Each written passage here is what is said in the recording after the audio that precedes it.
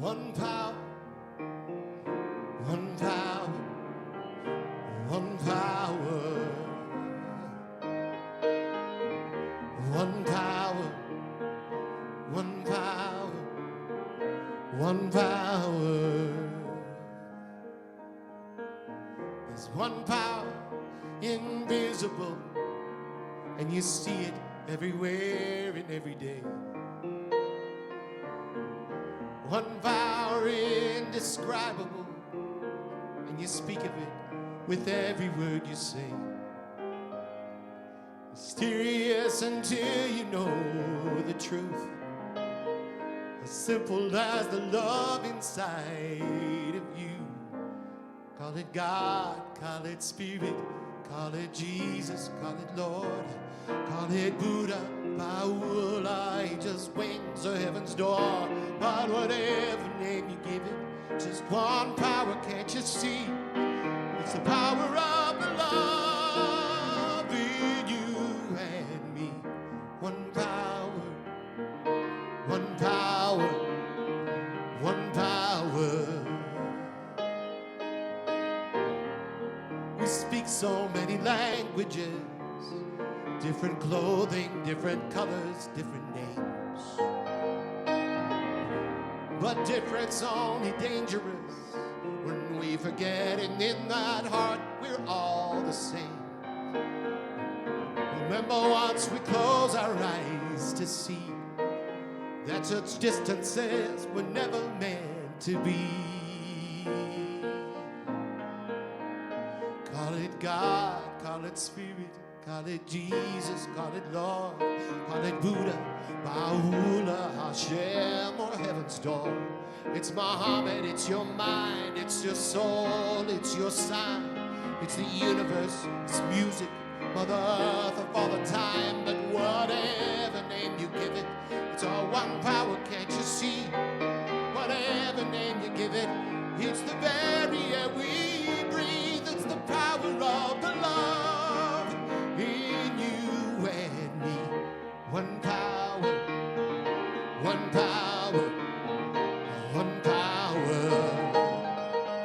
There's one power, one power, one power. It's the moment of creation. It's an everlasting peace. It's the freedom of forgiveness. It's the sweetness of release.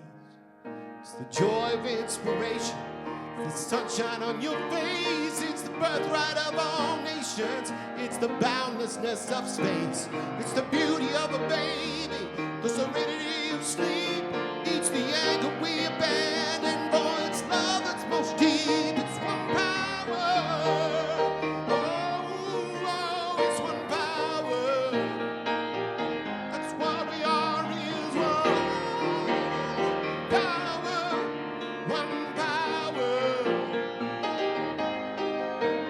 It's the power of the love that lives forever in you and me.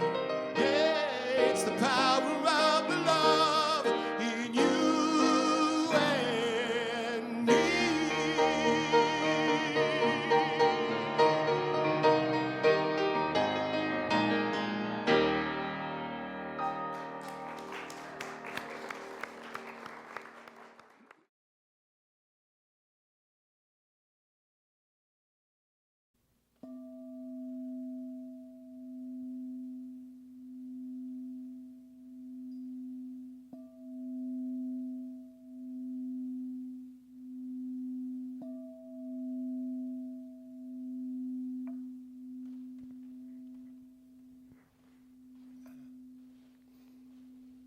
Please take a moment to join me in prayer.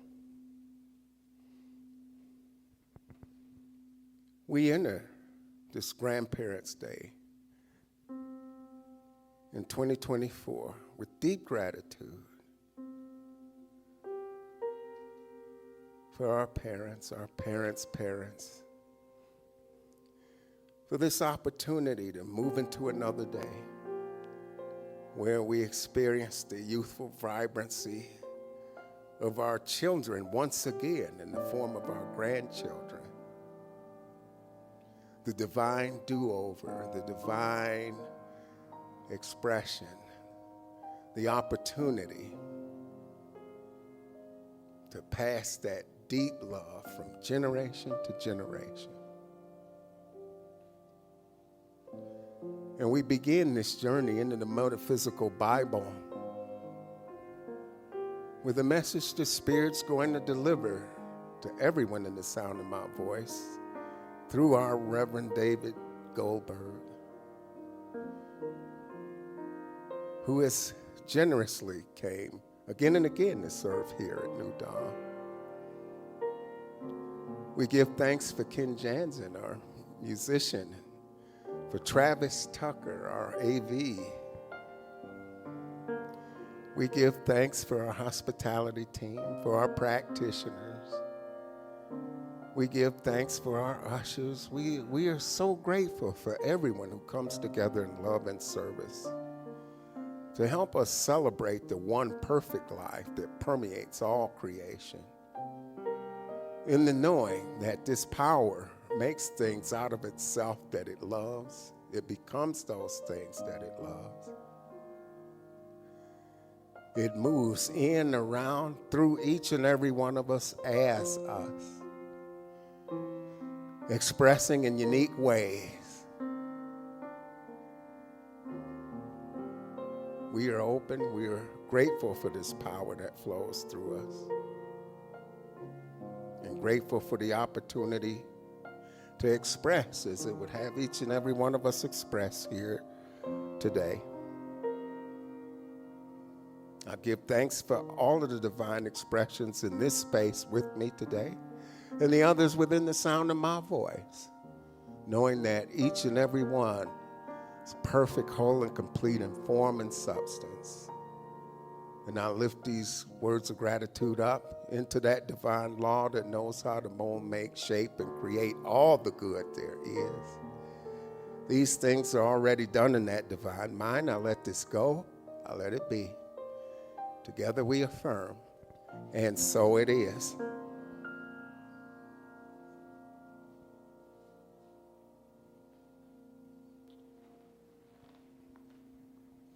Our first words of inspiration come from the Metaphysical Study Bible written by Charles Fillmore.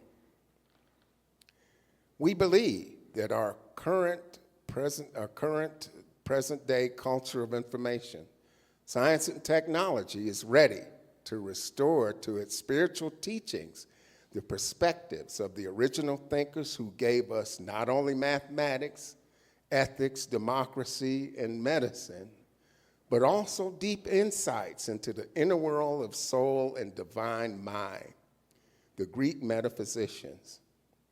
We also believe that contemporary Christianity needs a contemporary global interpretation applied to a contemporary global biblical text. From Emmett Fox, Bible symbolism has its own beautiful logic. And just as the soul is always spoken of as a woman, so the spiritual idea that is born to the soul, is described as a child. The conscious discovery by you that you have this power within you and your determination to make use of it is the birth of the child. From our founder, the Honorable Dr. Ernest Holmes. In studying the Bible, we should remember that it was written by men with minds like ours. It is an attempt to set down their thoughts about God and creation and the relationship between the visible and the invisible. We shall understand the Bible only when we approach it as a whole and discover the thread of unified teachings running through its different texts.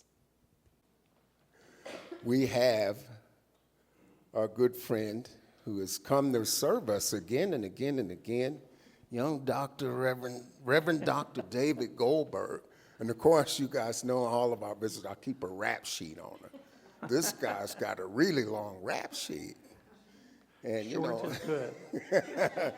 know, And I'm going through this, and I mean, we've gotten to know him, but there's just a couple of things I want to remind everybody of because he's well studied.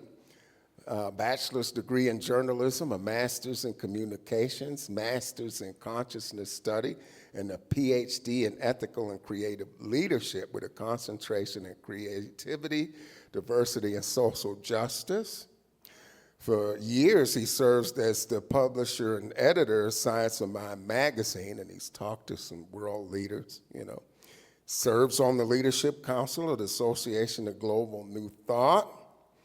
He's been to over 70 countries. So he's been just spreading it around, so to speak. And we're so glad that he's got some left to share with us. And he's a founding board member of the Upward People International Alumni Association and served on the board of the Laboratory to Combat Human Trafficking. So much more than meets the eye. So come on up without further ado. So glad you're here. Yes. Thank you. Thank you. What a joy it is to be with you once again. So good to see you on this brilliant Colorado day. And what an honor to share the platform with Russ and with my beloved Ken. Thank you. Always a joy to be with you both.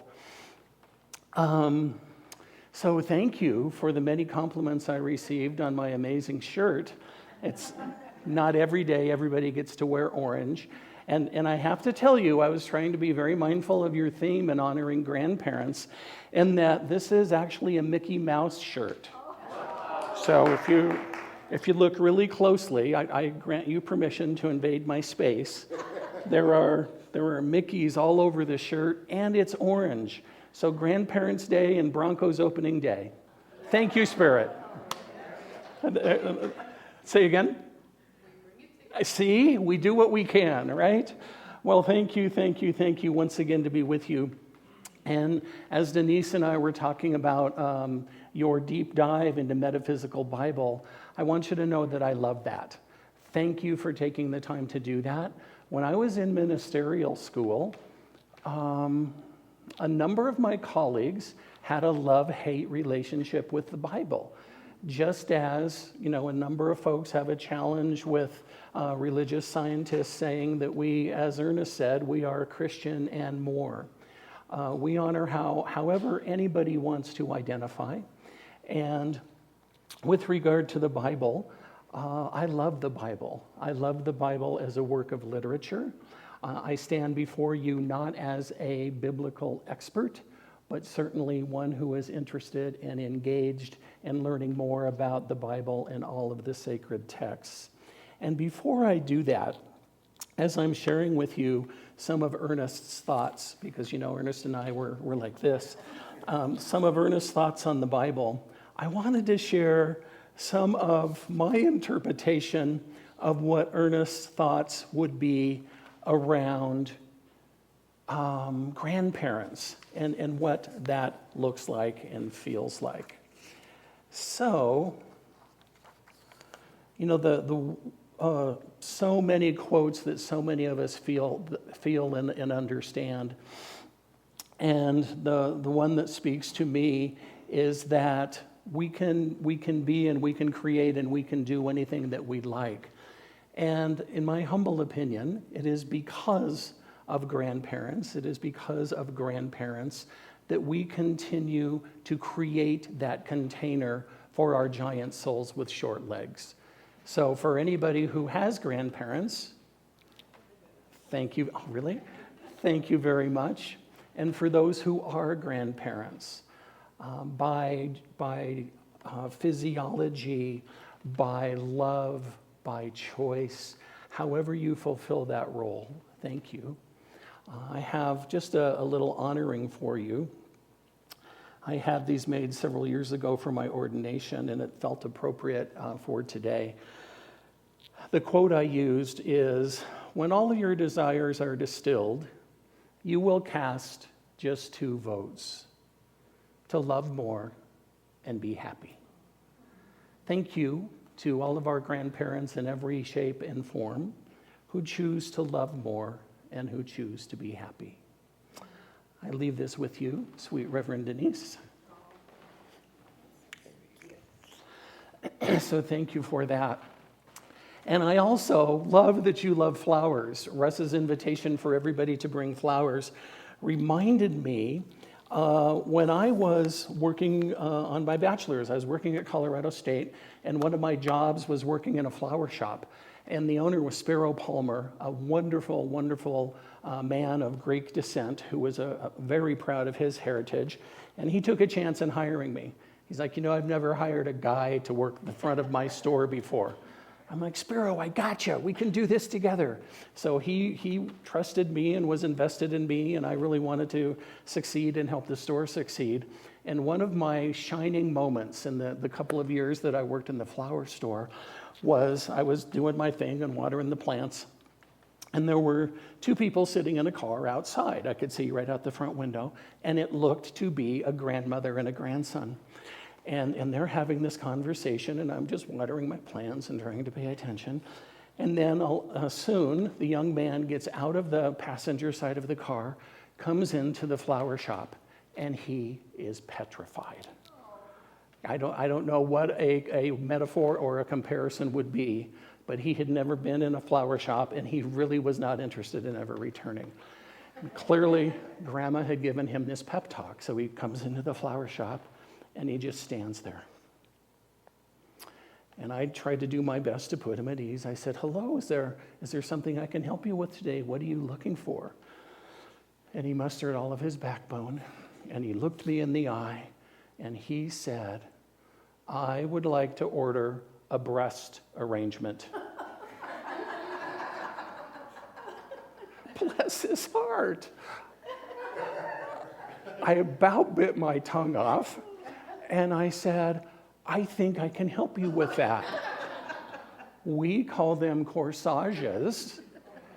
And, we can do one that you can pin on, or we can do one that your date can wear on their wrist. And we went on to have a lovely conversation.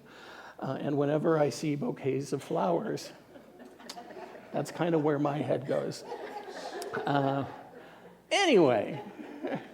The other conversation that Denise and I had was around your desire to dive into the Bible, specifically through the metaphysical lens.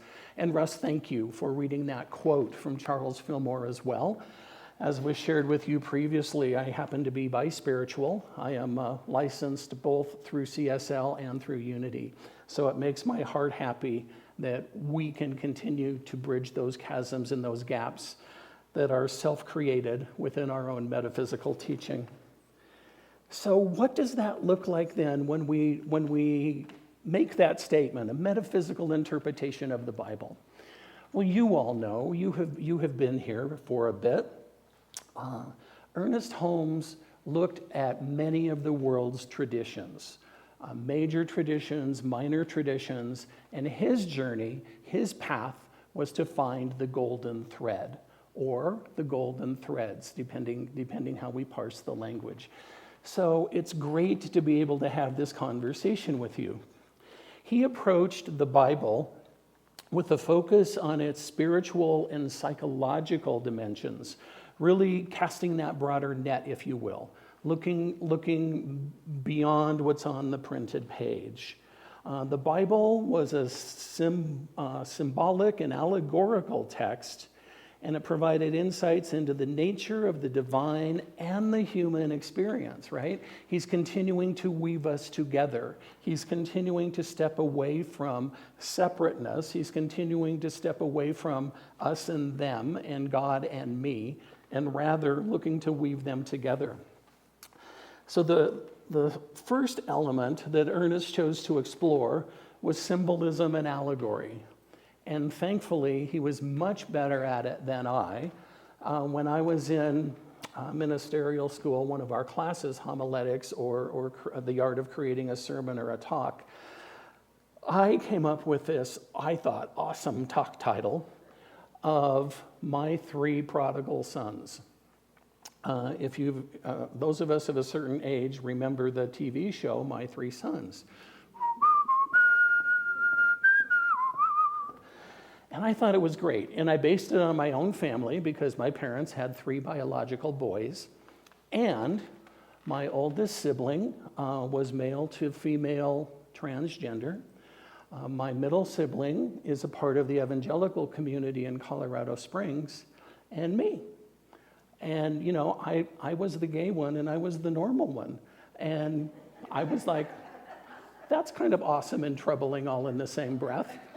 So, talk about what you know. So I created this talk for our homiletics class and went through the whole thing and told everybody's story and the metaphysical interpretation.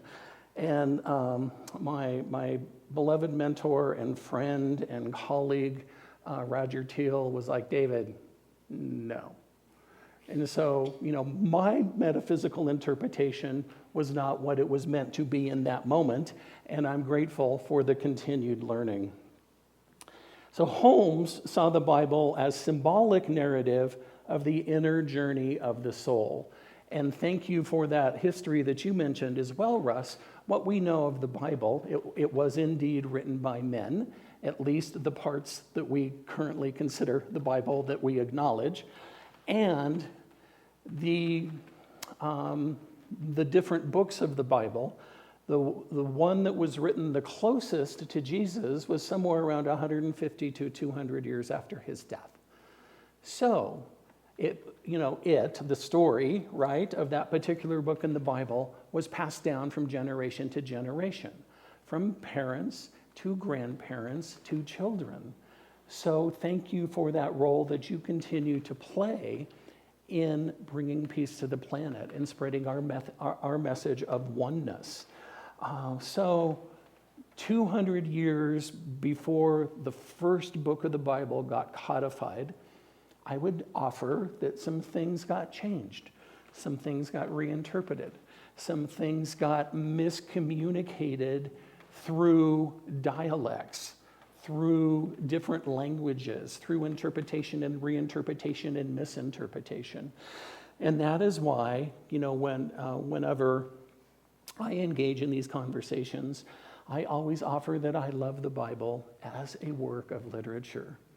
And I sense that that was truly Ernest's view of the characteristic as well. So some stories in the Bible are viewed as representations of inner states of consciousness and spiritual principles. For example, the various figures in the Bible symbolize different aspects of our own different experiences with specific growth, right? So it's not just this person, this character, and these traits. Every person in the Bible represents all of us. Be with that for a moment. Regardless of how much you may know or how familiar you may be with the Bible, the ones that you love and the ones that we can all speak about, and the ones that might have a more interesting past, right? They are all parts of who we are. And one of the Bible quotes to highlight that for me around symbolism and allegory that Ernest refers to often is Matthew 7:7. Ask, and it shall be given you. Seek, and ye shall find. Knock, and it shall be opened unto you. Now, of course, there he is speaking in symbolism, right?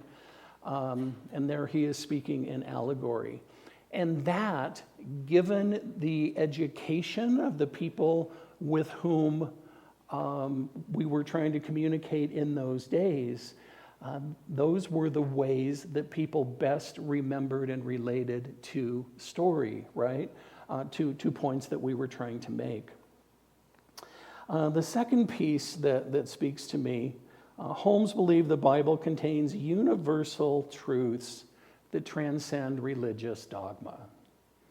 As I read Ernest, as I continue to read Ernest and all of our metaphysical loves and Troward and so many people who speak to my heart and soul, I am getting even more clear that there is no bad religion. There is only misuse of religion by those of us who identify as human. So, as Ernest was diving into all of these traditions, that is where what he knew, I believe, what he knew at his core, what he continued to identify, some would call it research bias, I would just call it truth with a capital T. And that is where he came to oneness. That is where he said, this thread of oneness weaves its way throughout virtually all of the world's major traditions.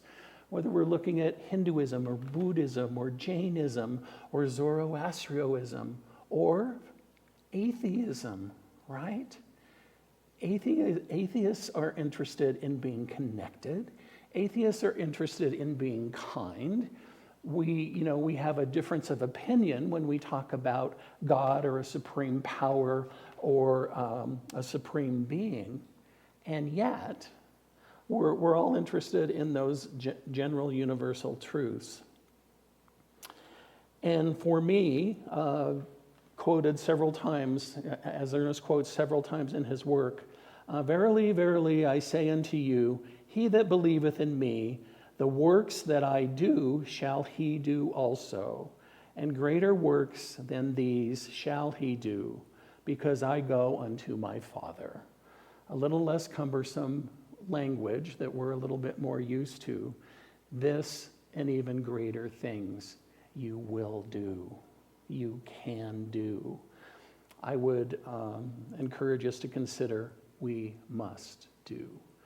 These and even greater things, you see. So it wasn't just about Jesus doing the work. As many of us come to understand, Jesus is the great way shower, is saying, yeah, I did that, and that's awesome. And you can do that too. So that's what I'm inviting you into this day. What is yours to do? What is your great work as defined by you? Is your great work raising your grandchildren? There's no more important work in which one can be engaged. Is your great work serving this spiritual community? How wonderful. Every Tuesday, you have the opportunity to pray in community, whether you choose to take advantage of technology or not.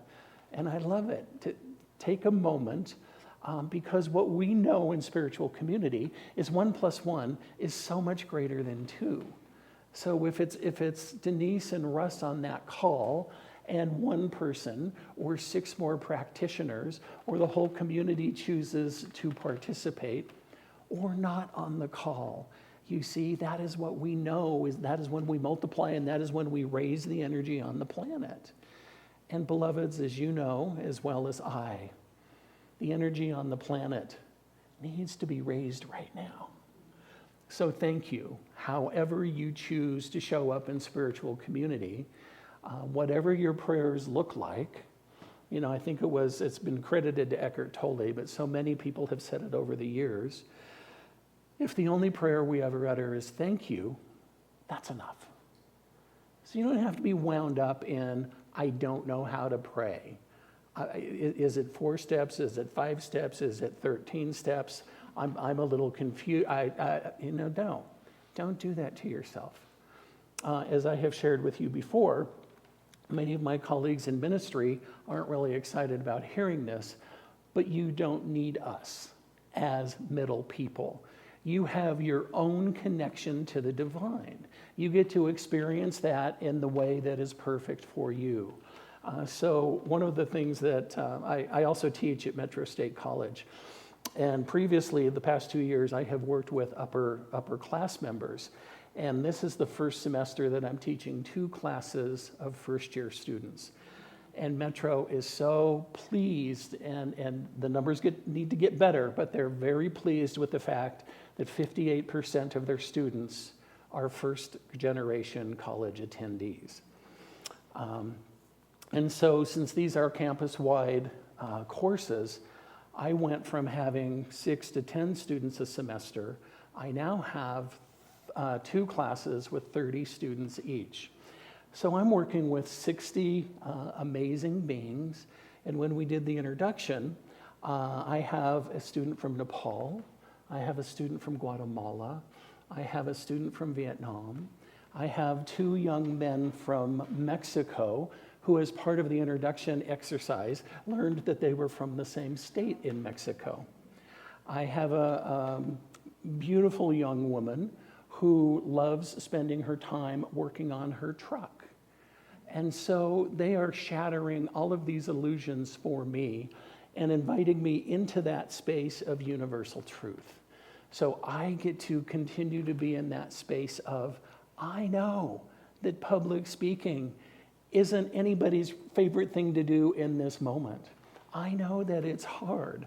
So thank you again, Denise. After my conversation with Denise, the assignment that the students are stepping into tomorrow with regard to knowing a universal truth is, I have asked them in honor of today to take 3 to 4 minutes in the front of the class to speak, to tell me who they are, once again, right, to speak their name into the space, to get used to that, to tell me about one of their grandparents and what they call them. And I gave them a bunch of different name choices, of course.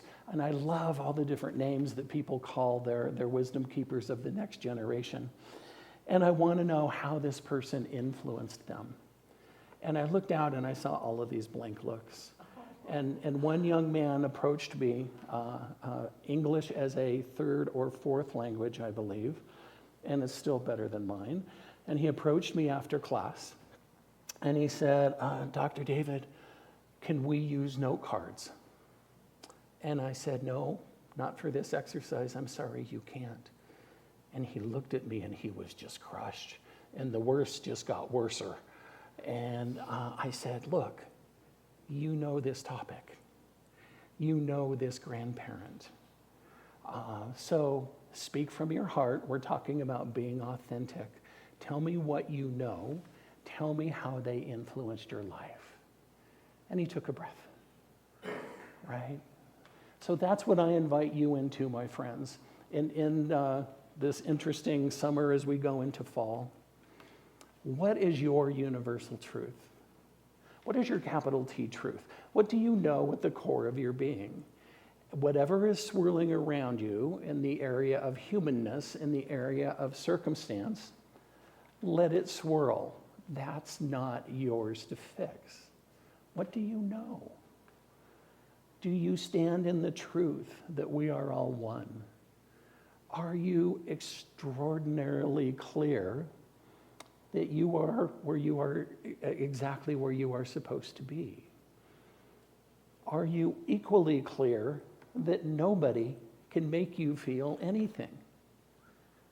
Everything is energy and information until we choose to label it. Next time you get ticked off, why are you choosing to be ticked off? That's an option, and it's a reasonable option, and we all get to process, and we all get to be human. And perhaps the metaphysical growth will occur when you have that moment sooner rather than later, when you get to step back and say, what else might be true? Maybe it's driving and somebody cuts you off. Maybe it's something not going exactly your way. I tend to have a number of those. I don't like those very much. But what is your universal truth? What is your John 14:12?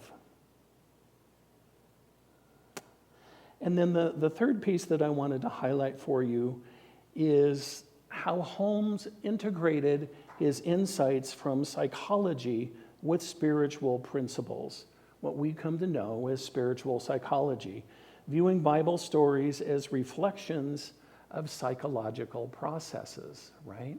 So again, there's a reason why, whether the stories were passed down 200 years later or 400 years later or 800 years later, there's some kind of universality in them that he chose to look at, that he, I believe, continues to invite us into.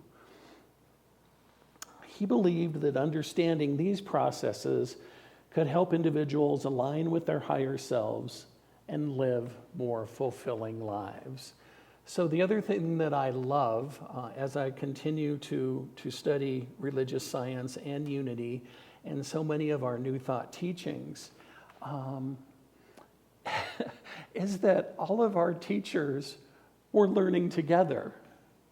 So Ernest Holmes and Charles and Myrtle Fillmore were learning from the teacher of teachers. They were learning from the Emily Cady's, and they were learning from any of the New Thought names, right? All of these people were learning together.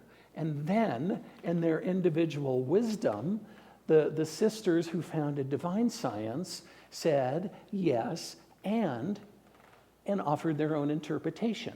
And Divine Science became a branch of the New Thought tree. And Charles and Myrtle Fillmore said yes and unity and their 5 principles, or their 12 principles, however you want to slice it and dice it, became a different branch in the metaphysical family tree. And Ernest Holmes, in his wisdom, said yes and then he added his truth, and that became a different branch of the metaphysical tree. And mixing that up a little bit, just recognizing Grandparents' Day, and that there wouldn't be grandparents without grandchildren, I often refer to us as different flavors of the same ice cream, right? We are the Baskin Robbins of New Thought. When I was first stepping into a Unity pulpit several years ago, Unity on the Avenue right off of Colfax and Colorado Boulevard, the congregation wanted to have a conversation with the minister who was leaving, their Unity minister of many years, and me, this CSL guy who, may or may not be a little shady.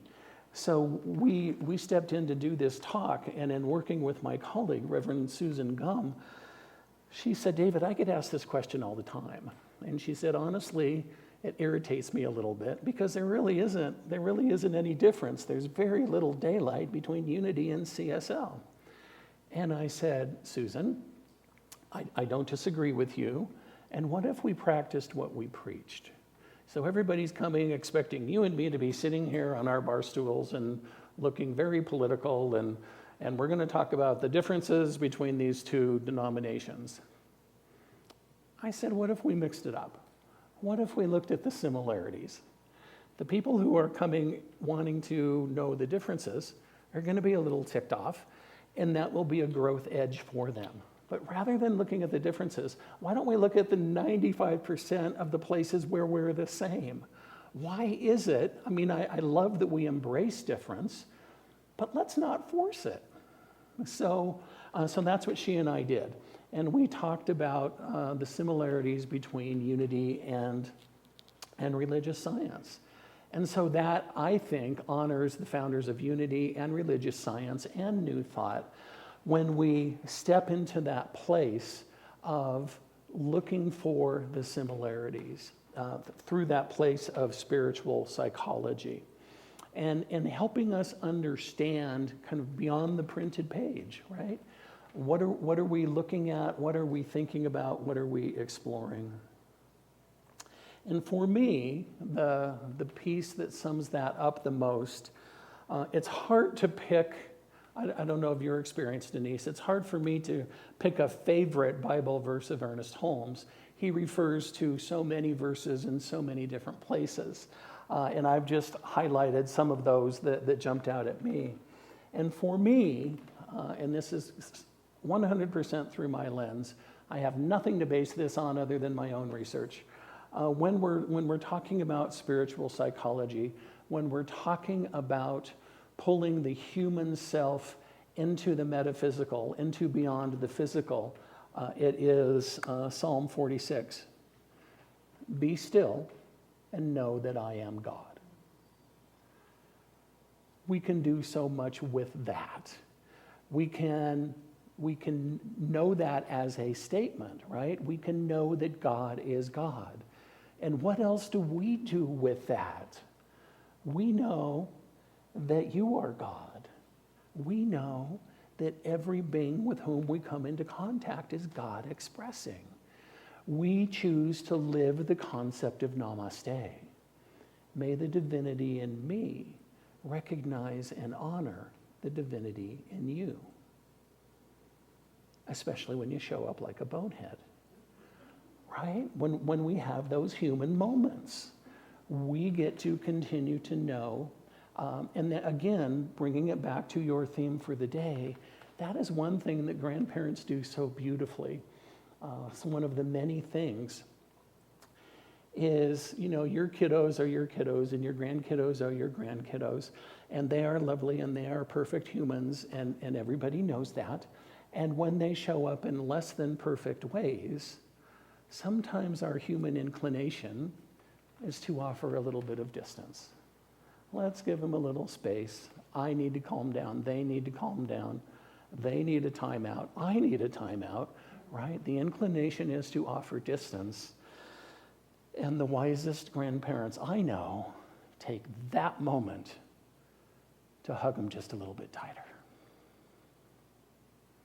So thank you for all who are grandparents, as I said before, for all who are parents, and for all who choose to show up in a caregiving and caretaker mode.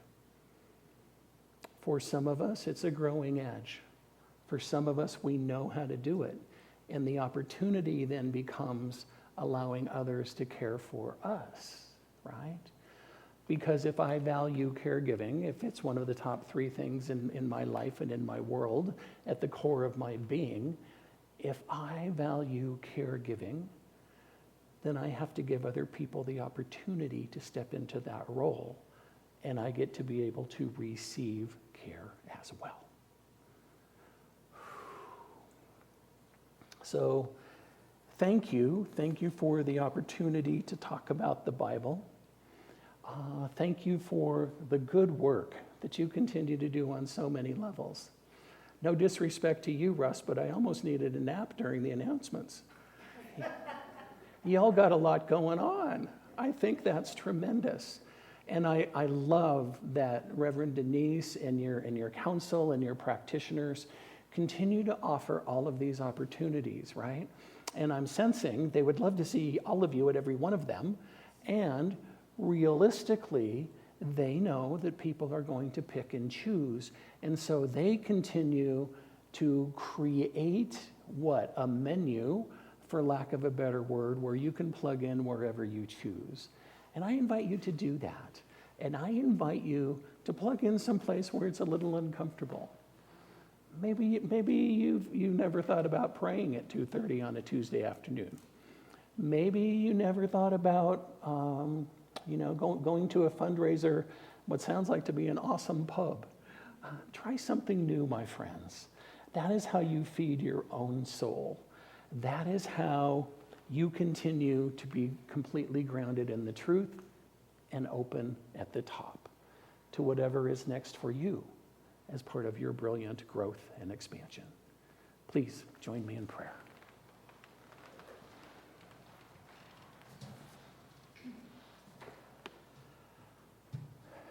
Thank you, Spirit.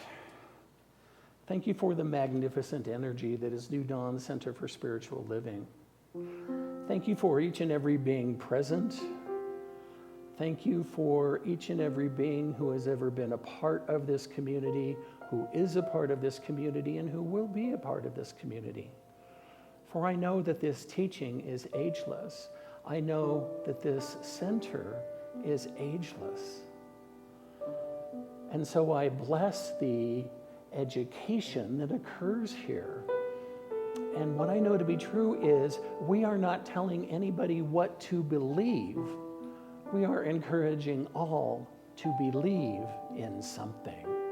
And what a wonderful and safe and magnificent environment to share my ideas, to share my hopes, to share my fears, to share what I love, to explore what I don't understand, and to listen. I don't need to agree, and I honor myself and others by listening. And on this magnificent Grandparents' Day, I bless all, whatever their relationship with children, with grandchildren, with grandparents, for I know that all relationships are chosen for a reason. So I bless the giant souls with short legs who chose their parents and chose their grandparents. I bless all who choose to engage in the work, in the joyful work of connecting, of loving, of supporting, of simply showing up and being present. I call it good. I call it extraordinary. And what I know to be true for every being present is that every action, reaction, interaction, and transaction is God speaking to God. So I bless all, knowing that they have the perfect education, they have the perfect understanding of the Bible in order to have these good and challenging and powerful conversations for their personal growth, and knowing that with each word spoken, with each word read, with each word understood, we are raising the vibration on the planet. And that is what is ours to do. So I simply say thank you. I say thank you, Spirit, for these magnificent beings. These spiritual beings having this human experience in beautiful and beloved community. I release, I let go, I allow it to be. And we anchor this together by saying, and so it is, and so I am, and so we are.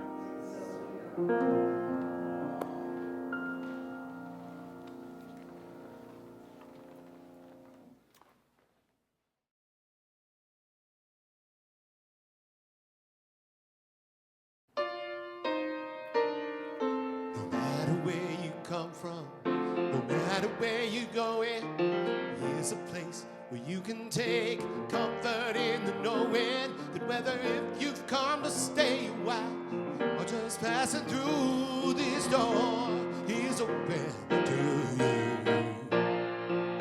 Come on, let's be silent. Come and share a hug. Come, let's pray together. Come love and be loved. From the bliss that turned down, from the pampered to the abused, this door is open to you. So come on in, oh, come on in. The God in us recognizes the God in you. Whether you're black or white, gay or straight, Christian, Buddhist or Jew, this door is open to you.